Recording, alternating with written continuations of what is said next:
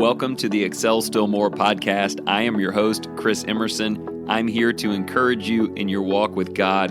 Thank you for joining in. Today's podcast is sponsored by Cunningham Financial Group. John Cunningham is a friend of mine and a brother in Christ, and he can help you with financial decisions and future planning. He's been a big help to me and my family, and I commend him to you. You can reach him at 205-913-1720. I am so thankful you're here, so let's get started.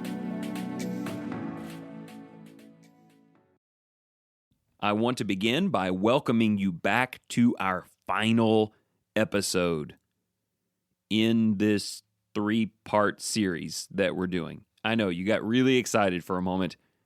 ESM continues, but this mini-series on asking yourself questions regularly concludes today.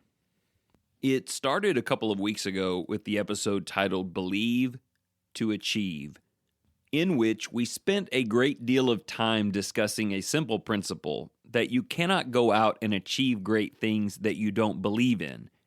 And of course, on the other end of that, if you do truly believe in it, why aren't you out there achieving great things in its name? I will recap those 3 questions for you in a bit, but that was the nature of where we started. We came in last week and acknowledged that for a lot of us, it's not just about me figuring out what's important and acting on it. There are others who follow my lead. Most people are leaders, whether they recognize it or not. Leaders of families, leaders of friends, or churches, or businesses, or whatever it might be.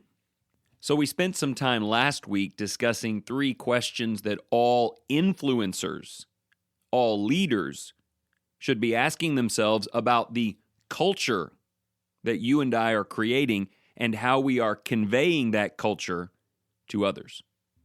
All right, so I'm really hoping that got your fire burning.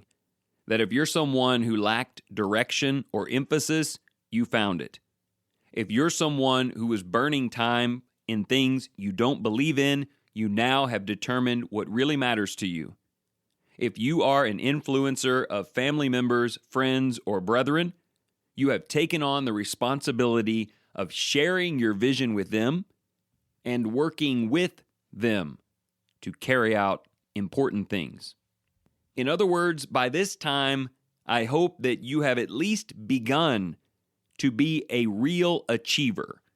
Maybe you already were, going way, way back. Maybe you have restarted something, but you're all in now. This episode is not for people who are doing nothing to try and get them to start doing something. If that's where you are, back up and listen to Believe to Achieve. That was for you. This episode is not for someone who is a leader in some capacity, but who just hasn't been taking that seriously and really needs to. That's what last week's episode was for, getting you to ask important questions so that you can engage. Today is for people who are engaged or re-engaged. If you're someone who has not been taking care of your body, I used to be a runner, but this last 9 months has not gone so well for me, but I'm back, baby. Well, okay, I'm not back to running yet, but I'm jogging now. I'm walking more. I'm all in again. I want to get back into shape. Maybe that's you, but you don't want to see it fall back again. You don't want to see it amount to nothing. You're active now. You care. What are 3 questions that achievers, active workers, can ask themselves regularly to make sure that they're getting the most out of their efforts and that those efforts will be maintained and that you can maybe get out of that vicious cycle back to inactivity?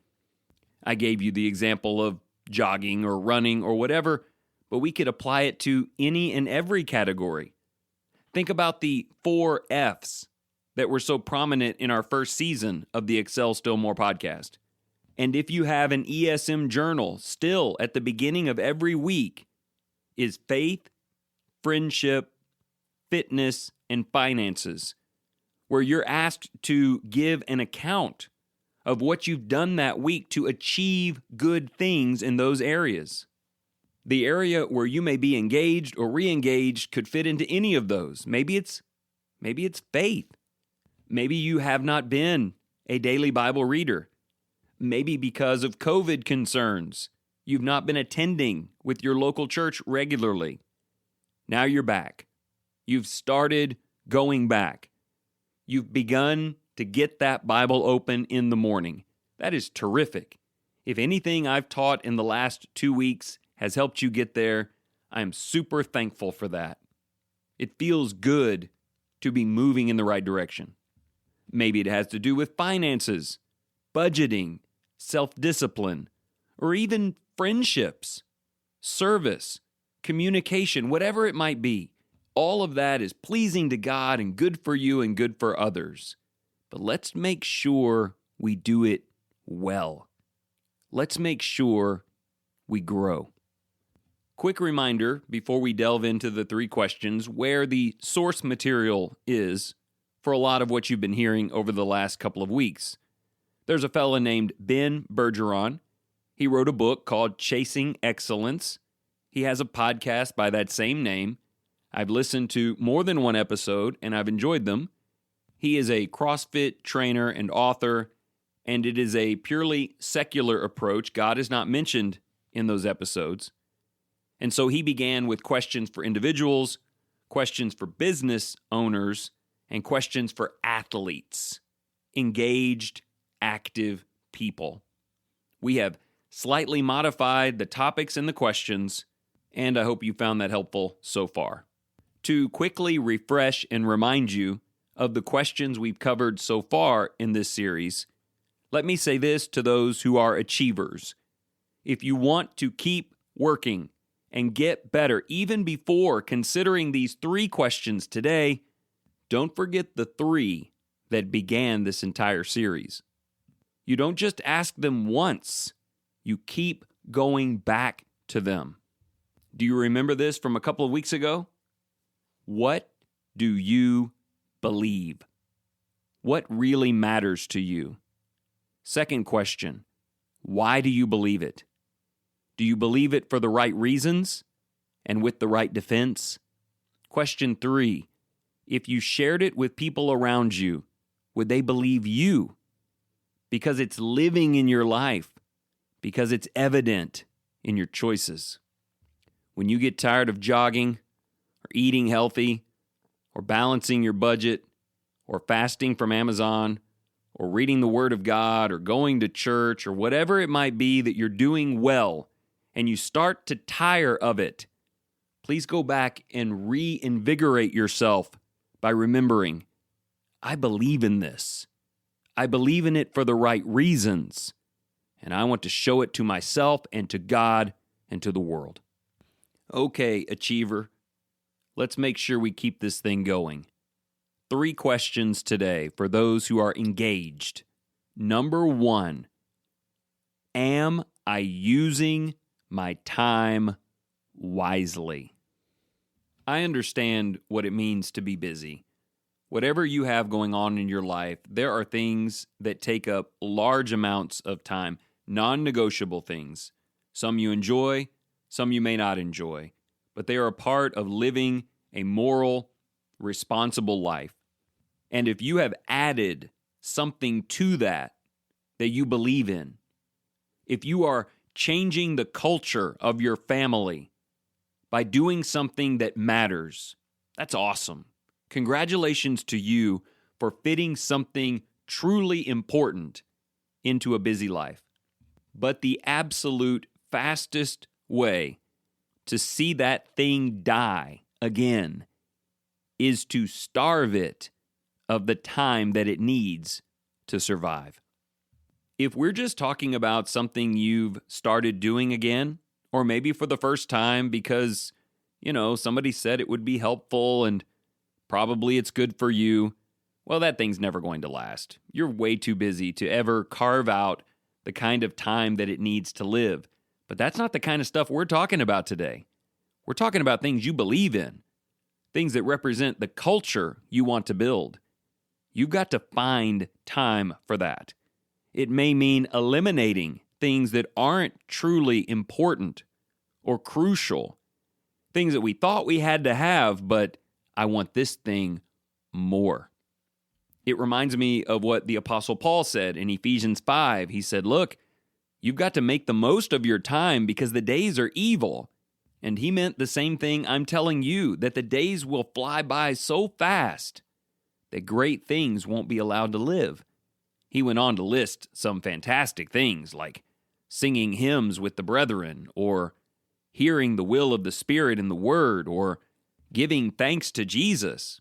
Those are great things to achieve and grow in, but they will require some time management. So if you are doing something that you love, that's needful, that matters, and you're so thankful and excited, remember that when the excitement begins to wane, the world will once again move back to the way it was unless you've carved out the time. So what is the best usage of your time in order to keep important core value elements in it? This may be daily Bible reading. It may be attending worship to speak to a couple of clear spiritual ideas. It may be going and serving people. It could have to do with finances or fitness or whatever.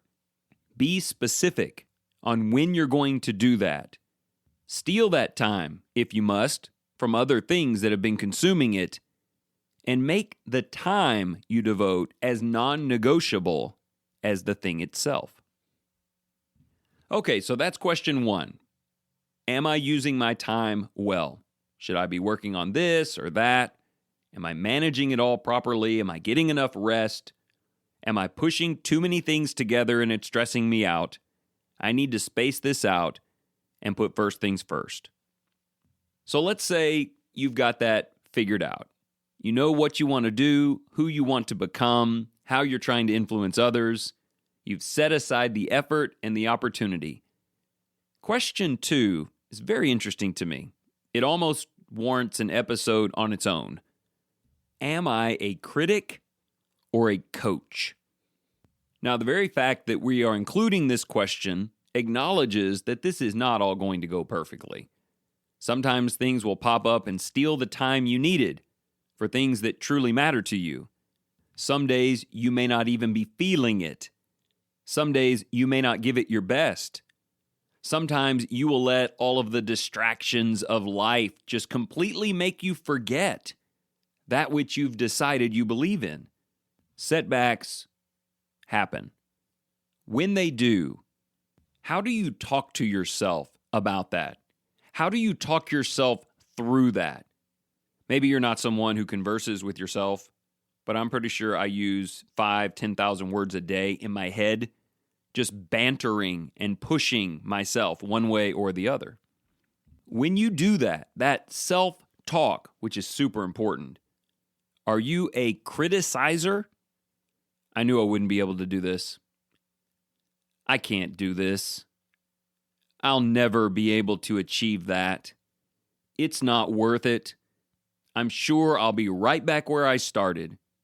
Listen, the world has a lot of critics in it. Don't be one, especially not to yourself. You don't need to beat yourself up. You already know about your failures. The question is, are you willing to be a coach instead? Hey, we fell a little short today, but we did do a few things right. And look, with some minor adjustments, we can pick this thing right back up tomorrow and we can get there. I know you can do this. You believe in this. This is worth it. I believe in you. God is on your side. Don't give up. In some ways, I feel like my voice represents God sometimes. I mean, I know I'm not God, and my voice to myself does not represent Him actually.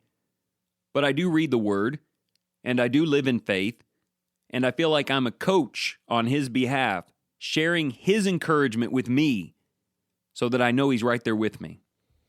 God is not a criticizer of His people when they are making efforts to do better. He is a forgiver. He is an encourager. And He loves to say, that could have gone better. Let's start from here. So listen, it's okay to be a little hard on yourself sometimes. You'll hear more about that as we close this thing with question 3. But when it comes down to self-talk, are you a critic or a coach? Okay, question 3. Am I giving this maximum effort? Bergeron addressed this to athletes, to runners, and he asked it in this way: is this my maximum sustained pace? And the reason I share that with you is this question is not about getting pumped up to go and do a thing, convincing yourself to put on your shoes and get outside. I'm talking about while you are actually doing it, in the moment of achievement, while the effort is being made. You've obviously set aside the time. You're doing it. You're reading the Word. You're sitting in a worship service. You're having a healthy conversation. Whatever it might be, in that moment, am I giving it my very best? Because if there's one thing that will kill a good habit faster than squeezing it out of your schedule, like we said before, it is doing it half-heartedly. When we do good things with half of a heart, we come out of it disappointed in the thing. Well, that didn't work. I tried it, but it didn't make a difference. Did you really try it? Did you pour yourself into it? Did you do it with all your heart? Did you set aside distractions and give it a chance to change your life? Because only when you do that, maximum effort, will you realize how good it is for you and also enjoy watching that maximum effort bar elevate sometimes day after day. The example that's coming to mind is attending the service of believers, going to church. Someone says, I haven't been doing a lot of that and I need to. I'm asking you, is it important to you? You say, yes, actually, it's very important to me. It is a culture that needs to be rebuilt in my home. So they come to me and say, I tried that. I went to worship a few times. I don't know. It really wasn't the experience I thought it was going to be. And so I might ask, did you bring your Bible and open it and follow along with us? Or maybe were you distracted by cares and on your phone? Did you sing the songs that you knew as if you were in the presence of God in His throne room? Did you interact with brethren and catch up with them? Did you hear the stories of the people who are suffering and determine that they needed your attention? People say, well, no, I just kind of went to church, That's not maximum effort, and sadly, you'll miss the reward. Look, if we're going to do this thing, let's do it. If I've laced up my shoes and I'm out there jogging again, let's jog. Let's see how far we can go. If I'm starting to manage my budget again, let's do this. Let's set the bar high and see how well we can do and enjoy the benefit of maximum effort and our best possible reward. It's like that old saying, if it's worth doing, and we've spent 3 episodes trying to figure out what's worth doing, then it's worth doing well. In fact, I would say it's worth it to yourself to do the very best you can. Trainers use the term training at threshold, which means pushing it until it hurts a little bit, knowing that that's the kind of effort that can bring about real change. That is an achiever thing. It's also pretty much a Christian thing. So there you go. Series over. If you're active, engaged, and set in a direction, from your time management to your self-coaching to your maximum effort, frequently ask yourself 3 questions for achievers.